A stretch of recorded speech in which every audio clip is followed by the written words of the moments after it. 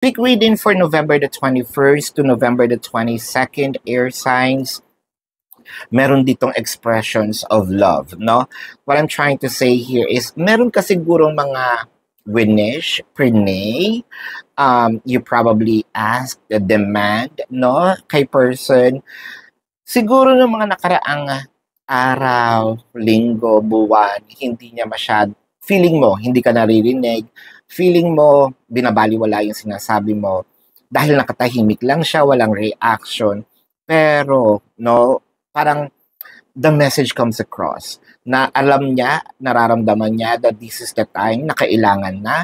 For a few numbers of you, baka ito yung pagtatapat ng totoong niyang nararamdaman. So for those who are in situationship, ito na yung pagkakaroon nyo ng label, no? For those who are in separation, ito na yung paghihingi ng apology. For those who are waiting to put this connection into another level of commitment, pwedeng ito na yung cohabitation, proposal, or marriage, no? Nakikita kasi natin dito with the Four of Wands, parang magkakaroon pa ng strong bond. Yung foundation ninyo is mas lalong lalalim, no? So this is your quick reading, air signs, for November the 21st to November the 22nd. Predicting future is my purpose.